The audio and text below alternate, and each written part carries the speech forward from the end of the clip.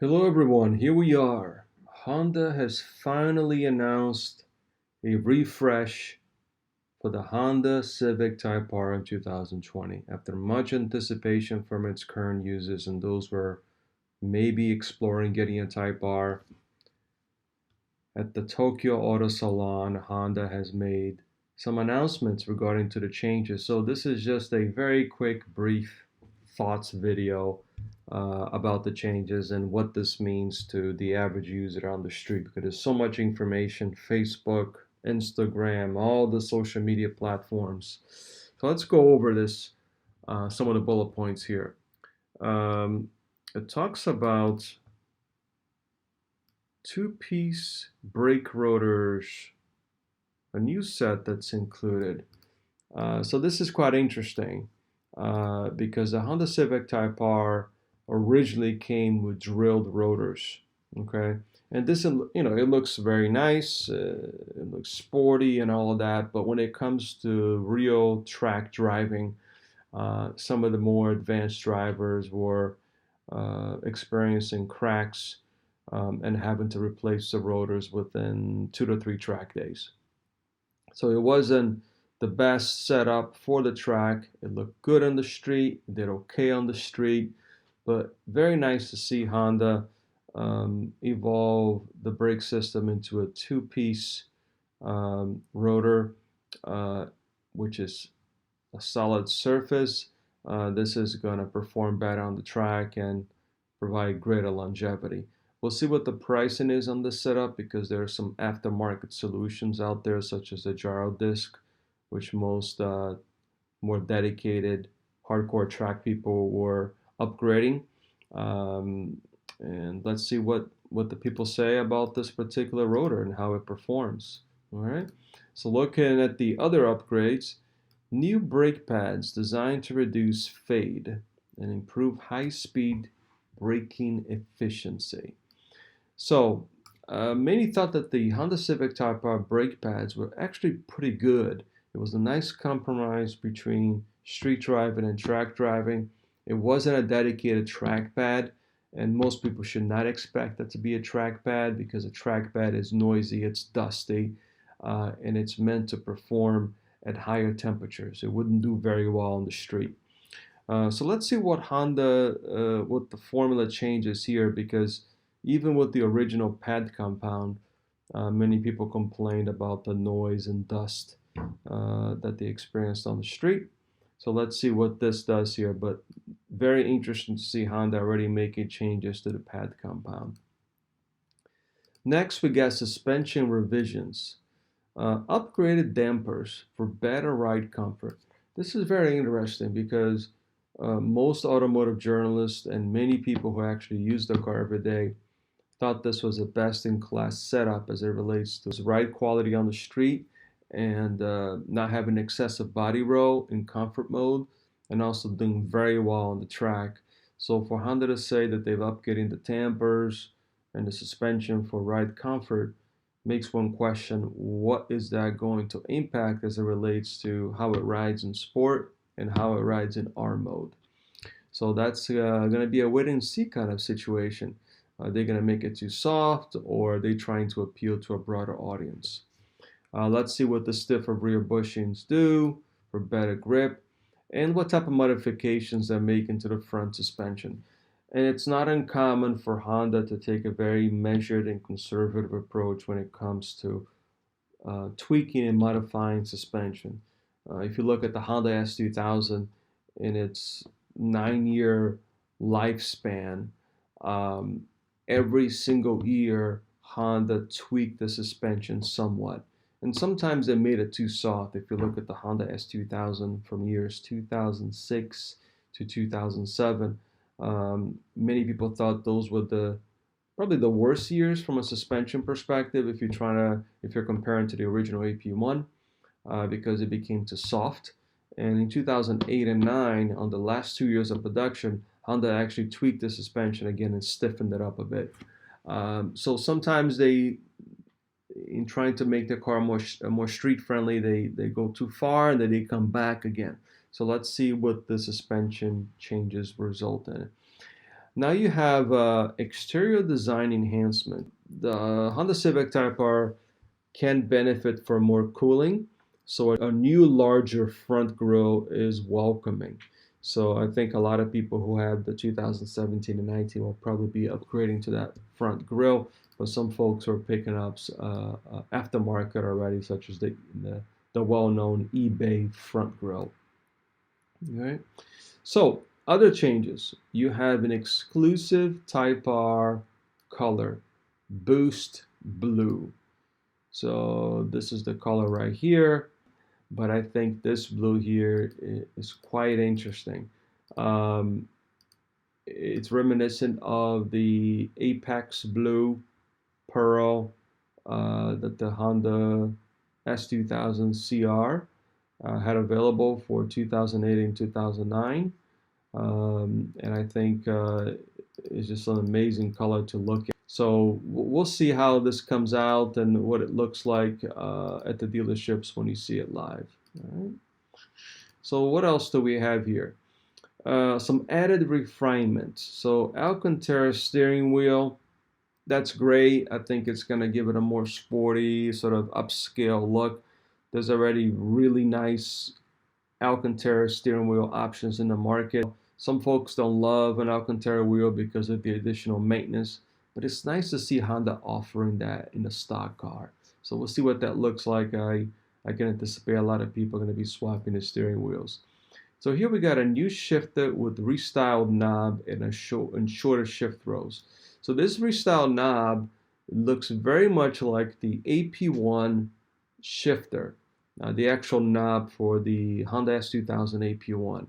So that's very interesting that in the end of this generation, Honda is kind of going back to that original AP1 shift knob. And again, it will be available in the market for those who wants to make the change. And they talk about a shorter shift throw, the same that they did with the Honda S2000 Club Racer. They see them doing this with the Type R. You know, the Type R already has a great gearbox. It's short to begin with. Let's see what that looks like. Now we have the technology piece. Now the Honda Sensing is something that is standard for all Hondas here in the US. People are mixed about the Honda Sensing being added on the Civic Type R. Many people who are daily in the car welcome the technology. Some folks see it as a potential nuisance when you're tracking a car, having to shut it off and maybe have some issues on the track. And also, some folks think that the Honda Sensing or any type of technology that's related to that is still going through its initial stages of evolution, and they have a way to go to be more accurate and responsive, etc. So, Honda Sensing, we'll see how actually it's set up on the Type R and what the reaction is from the public once they start purchasing the car. What else do we have? Of course, we continue to have the same engine, no changes to it.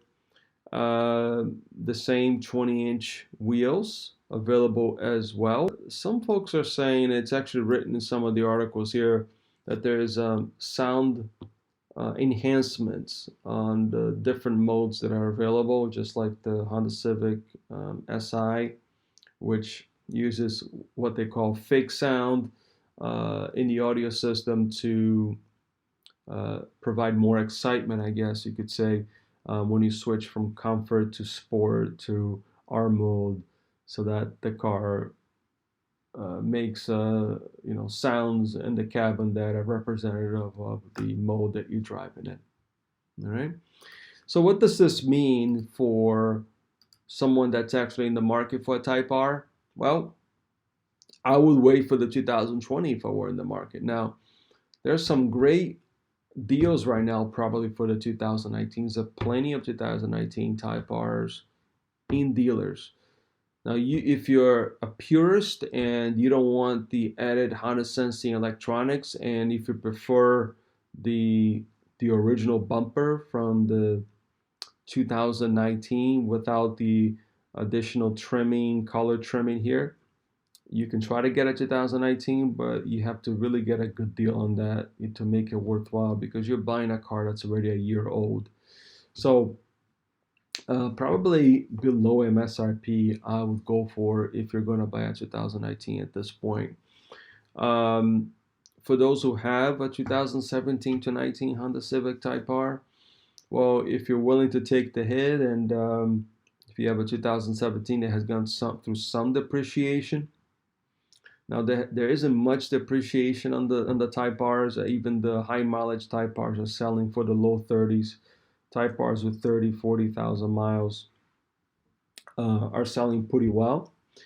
My recommendation is to wait until they arrive at dealers and see what the reviews are like, see how people respond, see how the Honda sensing is working, see what the suspension tuning actually translates to day to day, the real world, on track, on the street.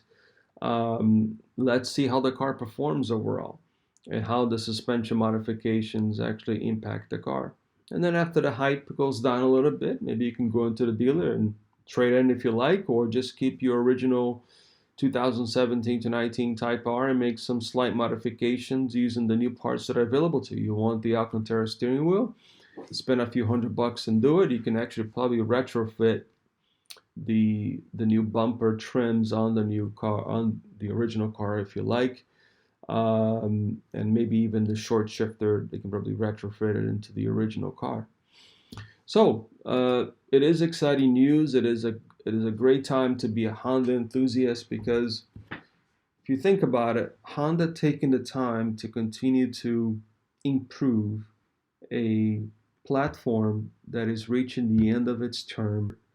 And, these changes are not just a facelift. They're pretty significant changes. You got suspension changes, which requires R&D, engineering, time and effort, and investment in testing, right?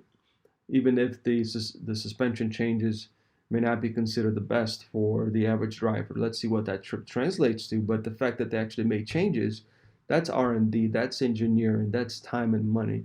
And then you have them making little enhancements on the interior, the Alcantara steering wheel, the short shifter, the shift knob, adding Honda sensing. So I think the response in the market for this car, especially in the US, has given motivation to Honda to continue to invest in the platform. And I think this is going to eventually lead to Honda bringing back a rear-wheel drive sports car. I think this is Honda is studying how the market is responding to the car, especially in the US.